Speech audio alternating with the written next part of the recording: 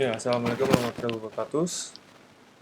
Bertemu lagi di mata kuliah Teknologi Informasi dan Komunikasi Pariwisata. Kalau minggu lalu kita udah membahas terkait fotografi, dan sekarang kita masuk ke dalam pembahasan terkait videografi dan penggunaan untuk pariwisata. Gitu. Jelas.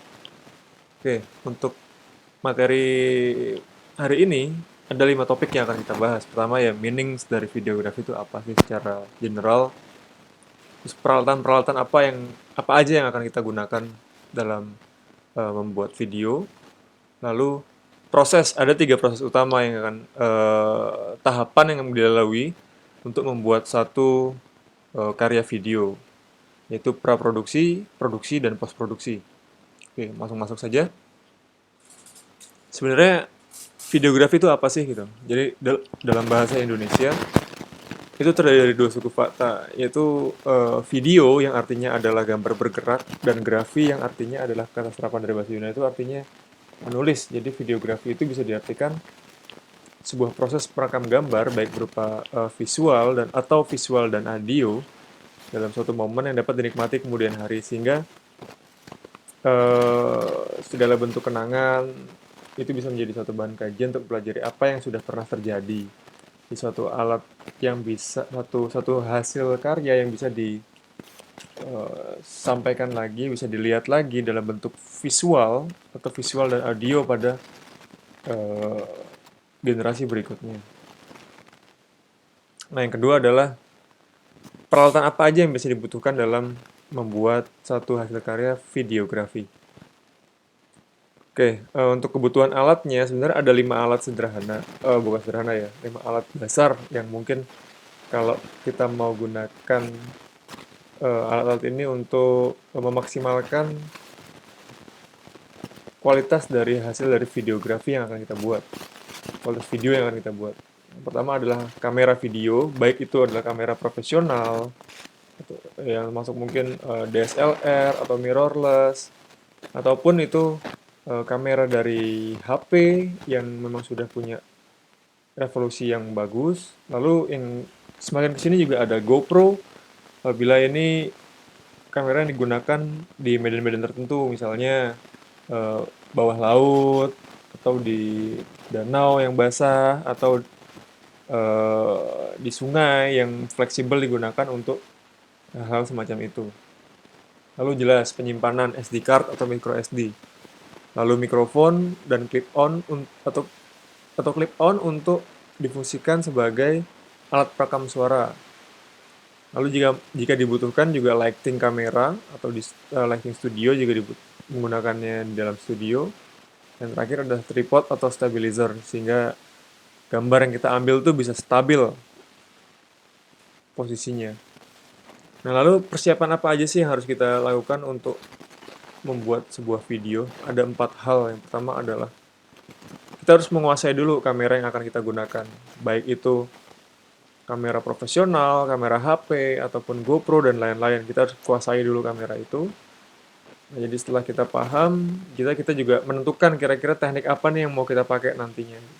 Kita paham juga teknik-teknik apa aja yang mau kita pakai, teknik pengambilan gambarnya. Lalu membuat breakdown peralatan apa aja yang mau dipakai juga. Dan yang terakhir adalah memastikan kondisi dari peralatan itu prima atau bisa digunakan. Ya, ini tahapan dari pengerjaan sebuah video. Jadi ada 3 tahapan besar yang pasti akan dilewati apabila ingin menghasilkan suatu produk video yang bagus. Pertama adalah praproduksi. Lalu tahapan kedua adalah produksi, dan terakhir adalah post produksi atau pasca produksi. Nah, untuk praproduksi apa aja yang harus kita gunakan? Apa aja yang harus kita lakukan? Jadi yang pertama adalah kita menentukan konsep dulu, konsep dari si video ini, video yang akan kita buat. Video ini mau kita buat dalam bentuk video apa sih gitu? Apakah video pendek untuk iklan dan promosi kah? Atau video untuk reportase atau berita tentang daya tarik wisata? Atau video dokumenter tentang suatu destinasi wisata? Atau video pembelajaran? Atau video presentasi? Jadi kita tentukan dulu konsepnya di situ. Jadi dari sini, ide ini kita akan masuk lebih dalam terkait persiapan video itu. Nah, yang kedua adalah kita harus cari referensi video-video yang lain yang sesuai dengan yang pas sudah kita konsepkan tadi. Jadi referensi ini fungsinya untuk menjadi acuan ya, menjadi pembanding dari video yang akan kita buat. Ini bisa dicari di banyak platform, bisa lewat YouTube, Instagram, Netflix, TikTok, dan sebagainya. Jadi banyak-banyak melihat referensi sehingga kita bisa semakin banyak referensi yang kita lihat, maka semakin banyak ide yang bisa kita dapatkan. Jadi video yang kita buat itu pun bisa lebih maksimal kreativitasnya. Lalu yang ketiga adalah ini salah satu jantung dari pembuatan video ya. Naskah dan storyboard atau script and storyboard. Ini yang menjadi landasan. Nah, lewat script dan storyboard itu menjadi acuan kita untuk membuat video kita frame by frame, scene by scene selama pengerjaan video. Nah, apa sih itu script? Oke, ini saya contohkan pembuatan script. Ya ini, misalnya saya ingin membuat video tentang Waikambas. Ini konsep yang saya buat, video promosi tentang Waikambas misalnya, atau video reportase tentang Waikambas. Jadi konsep besar saya tulis dulu, video Waikambas. Lalu setelah itu, oke saya ingin pembukaan, saya ngomong dulu, shot di saya. Misalnya ini narasinya, skripnya, atau yang akan saya omongkan. Misalnya, Hi guys, welcome back to Wisnu. Nah, video kali ini kita akan melihat tentang Waikambas. Dan kita lihat di sini kita nanti akan lihat keindahan apa aja sih. Oke, langsung saja lihat keseruannya gitu. Nah, misalnya seperti itu sebagai pembuka. Lalu ini adalah kode, Mas, Mbak. Kode untuk dijadikan saat kita editing nanti. Saya akan memasukkan foto Waikambas. Nah, yang jadi transisi atau jadi background dari video yang pertama tadi. Shot ke saya dengan narasi seperti ini, lalu akan masuk ke foto Waikambas. Lalu masuk lagi ke saya dengan narasi seperti ini. Terus kita tulisin kode lagi di sini. Akan masuk video intro. Video intro yang sudah kita buat, ya, misalnya yang jadi video awal untuk kita masuk. Nah, lalu tulis lagi apa sih yang mau kita bahas. Nah, misalnya ya sekarang ini kita udah ada di lokasi penangkaran gajah di Sumatera. Penangkaran gajah Sumatera di Waikambas. Nah, kita bisa lihat sendiri di penangkaran ini lokasinya berupa hamparan padang rumput yang sangat luas yang bisa dijadikan lokasi penangkaran gajah. Nah, itu tadi narasinya. Lalu shot gambar, videonya masuk ke melihat gambar savana yang dengan teknik pengambilan gambar bird view. Ini kode-kode di sini bisa kita buat sendiri. Ini adalah shotnya mau diambil apa, dan ini adalah teknik pengambilan gambarnya. Nah, lalu masuk lagi narasinya apa, terus nanti shotnya apa lagi, dan gitu terus seterusnya. Ya, ini adalah script. Ini adalah contoh script yang sederhana yang dibuat untuk menjadi guidance atau menjadi acuan kita buat membuat video. Oke, kalau itu tadi script dan storyboard. Nah, storyboard ini lebih ke visual ya. Jadi dari yang script tadi kita tuangkan misalnya. Kita tuangkan dalam bentuk gambar-gambar kecil, gambar-gambar sederhana. Nggak perlu gambar bagus, hanya untuk sebagai gambaran saja.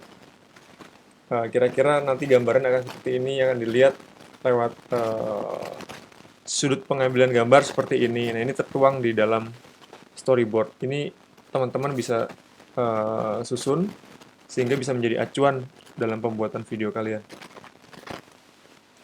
Nah, lalu selanjutnya adalah penentuan alat. Alat apa aja sih yang dibutuhkan gitu.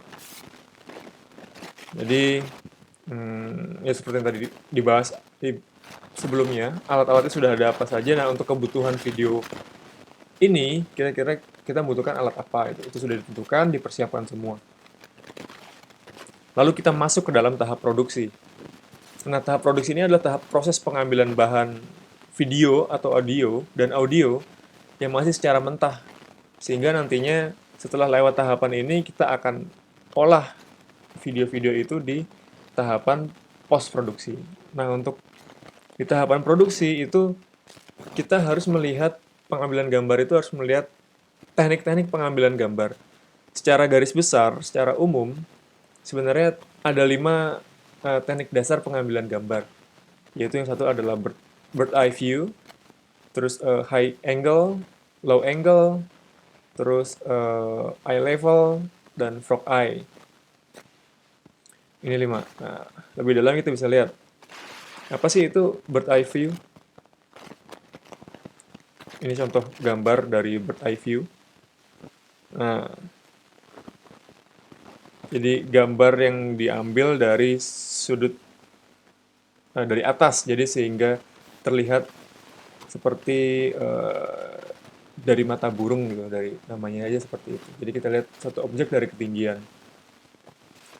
Gitu, ini bird eye view. Lalu teknik pengambilan gambar berikutnya adalah high angle.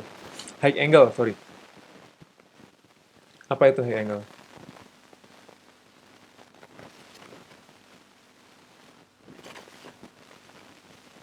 Nah,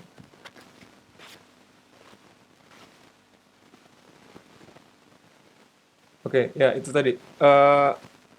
Kamera ditempatkan lebih tinggi daripada si objek. Jadi si objek ini terlihat lebih kecil dari sudut pandang itu sehingga terlihat lebih kerdil ya. Ya itu tadi high angle. Terus selanjutnya adalah low angle. Low angle, kamera itu diposisikan lebih rendah daripada subjek dan mendongak ke atas. Di sini subjek terkesan besar, powerful, atau mengintimidasi. Ya itu low angle. Lalu selanjutnya ada eye level. Eye level adalah sudut pengambilan gambar normal dan yang paling sering digunakan. Kamera sejajar dengan mata si subjek dan harapan si subjek cenderung netral. Ya itu adalah eye level dan terakhir oh ya, ini frog eye.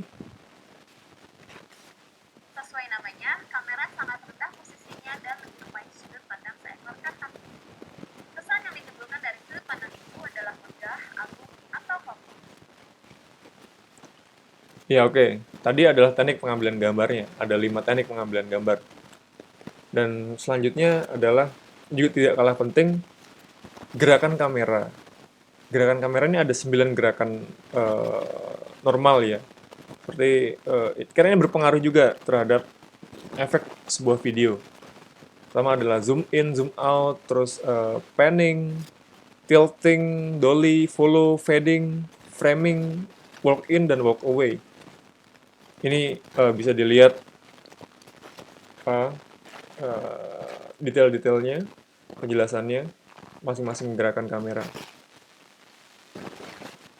Oke, setelah tadi kita sudah persiapan, lalu kita sudah melakukan pengambilan gambar dengan 2 teknik pengambilan gambar tadi, dengan 5 teknik pengambilan gambar normal dan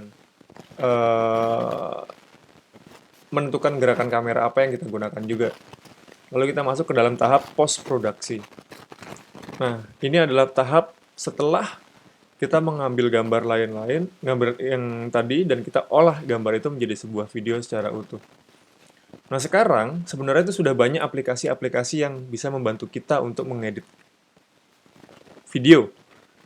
Dan mudah digunakan, bahkan aplikasi Android pun sudah banyak yang bisa dipakai untuk menggunakan editing video. Dan sangat mudah juga. Nah, lalu yang harus dilihat dari dalam editing video itu apa sih sebenarnya harus kita perhatikan? Itu ada 4 hal utama yang harus kita cermati saat kita mengedit video. Yang pertama adalah kita harus merapikan materi kita. Jadi bahan-bahan yang tadi sudah diambil itu harus disusun secara rapi, secara jenisnya di satu jenis yang sama, folder dengan jenis file yang sama, dan alfabetikal mungkin, atau urut sesuai dengan tanggal, sehingga saat kita mencari bahan itu tidak kesulitan. Tinggal tentukan jenis bahan file yang mau kita pakai apa, terus kode penamaannya apa gitu, gampang kita carinya, sehingga saat kita editing itu memudahkan. Terus untuk variasi shot tadi, angle pengambilan gambar tuh sebisa mungkin gunakan tidak hanya dengan satu angle, sehingga ada variasinya, jadi video tidak terlihat monoton. Terus yang ketiga adalah coba gunakan grading warna. Jadi warna atau tone dari video, warna video itu sebisa mungkin, ini tidak harus ya, tapi ini bisa meningkatkan kualitas video kita. Permainan warna itu bisa membawa emosi dari si penonton. Jadi saat kita mau menampilkan video daerah yang sangat tenang, kalem, itu bisa dimainkan dengan warna-warna yang lembut, tonton warna yang lembut gitu. Oke, lalu yang terakhir adalah jangan terlalu banyak menggunakan filter. Nah, ini biasanya yang masih banyak kita kita lakukan. Jadi kita saking amaze-nya, kita saking kagumnya dengan filter-filter video, terus kita masukkan semua filter itu ke dalam satu video kita. Nah, dalam satu hasil, misalnya kita bikin video dalam durasi 3 menit, atau 2 menit lah gitu yang pendek. Terus kita banyak sekali menggunakan filter-filter di video kita, dan akhirnya 1-2 menit video itu isinya hanya shocking dari filter-filter tadi, dan terlihat tidak profesional. Sehingga kalau kita ingin membuat video kita terlihat profesional, jangan gunakan terlalu banyak filter video saat editing. Oke, kira-kira itu materi kita hari ini. Ya, terima kasih. Wassalamualaikum warahmatullahi wabarakatuh.